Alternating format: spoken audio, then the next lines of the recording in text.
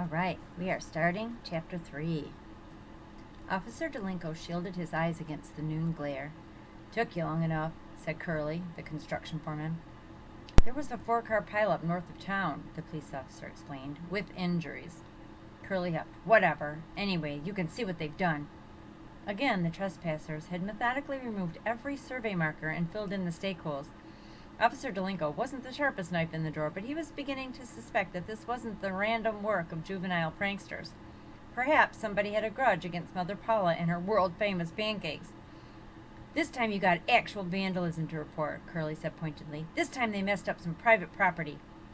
He led Officer Delinko to the southwest corner of the site where a flatbed truck was parked. All 4 tires were flat.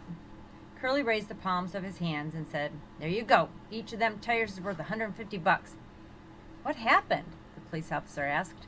"The sidewalls was slashed." Curly's shiny head bobbed in indignation. Officer Delinko knelt down and studied the truck's tires. He couldn't see any knife marks in the rubber. "I think somebody just let the air out," he said. Curly muttered a reply that was difficult to hear.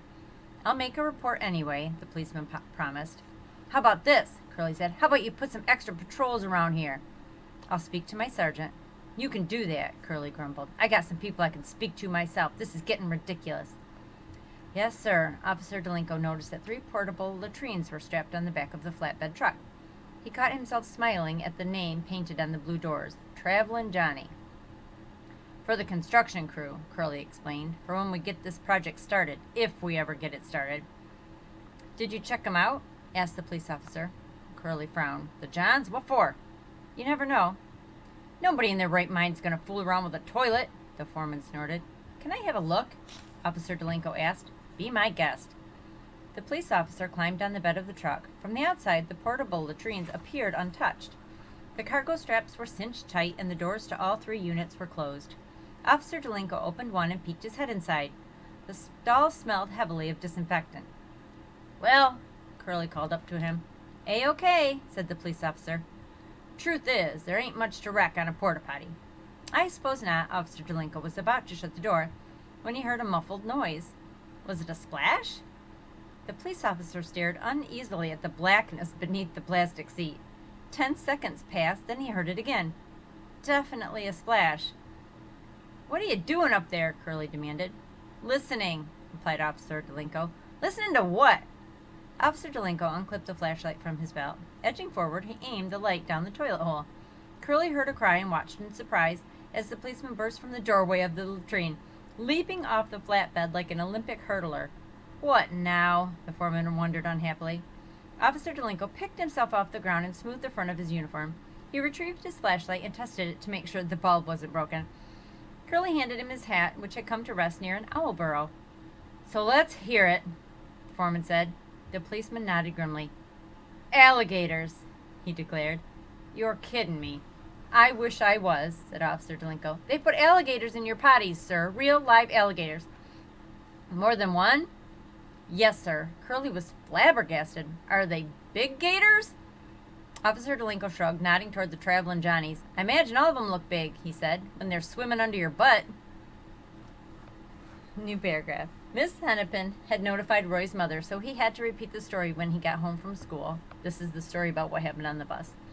And once more when his father returned from work. "Why was this young man choking you? You didn't do something to provoke him, did you?" asked Mr. Eberhart. "Roy says he picks on everybody," Mrs. Eberhart said. "But even so, fighting is never the right thing." "It wasn't a fight," Roy insisted. "I only punched him to make him let me go. Then I got off the bus and ran." "And that's when you were struck by the golf ball?" his father asked, wincing at the thought. "He ran a long, long way," his mother said. Roy sighed. "I was scared." He didn't like lying to his parents, but he was too worn out to explain the real reason that he had run so far. Mr. Eberhart examined the bruise over his son's ear. "You took a nasty shot here. Maybe Dr. Schulman ought to have a look." "No, Dad, I'm okay." The paramedics had checked him out on the golf course, and the school nurse at Trace Middle had spent 45 minutes observing him for signs of a possible concussion. "He seems to be fine," agreed Roy's mother. "The other young man, however, is not." "Oh?" Mr. Eberhart's eyebrows arched. To Roy's surprise, his father didn't seem angry. And while he wasn't exactly beaming at Roy, there was unmistakable affection, and possibly even pride in his gaze. Roy thought it was a good opportunity to renew his plea for leniency. Dad, he was strangling me. What else could I do? What would you have done? He pulled down his collar to display the bluish finger marks on his neck. Mr. Eberhardt's expression darkened. Liz, did you see this? He asked Roy's mother, who nodded fretfully. Does the school know what that boy did to our son? The vice principal does, Roy piped up. I showed her. What'd she do? Suspended me from the bus for 2 weeks. Plus I have to write an apology. What happened to the other boy? Was he disciplined too? I don't know, Dad. Because this is assault, Mr. Eberhardt said. You can't choke another person. It's against the law. You mean they could arrest him? Roy didn't want Dana Matherson thrown in jail because then Dana's mean and equally large friends might come after him. Being the new kid in school, Roy didn't need to be making those types of enemies. His mother said, Roy, honey, they're not going to arrest him, but he needs to be taught a lesson. He could seriously hurt somebody picking on smaller kids the way he does. Mr. Eberhardt sat forward intently. What was the boy's name? Roy hesitated. He wasn't sure exactly what his father did for a living, but he was aware it had something to do with law enforcement. Occasionally, when talking to Roy's mother, Mr. Eberhardt would refer to his working for the DOJ, which Roy had deciphered as the United States Department of Justice. As much as Roy disliked Dana Matherson, he didn't believe the kid was worthy of the U.S. government's attention. Dana was just a stupid big bully. The world was full of them. Roy, please tell me, his father pressed. The boy's name is Matherson, Mrs. Eberhardt chimed in. Dana Matherson. At first, Roy was relieved that his father didn't write the name down, hoping it meant that he wasn't going to pursue the incident.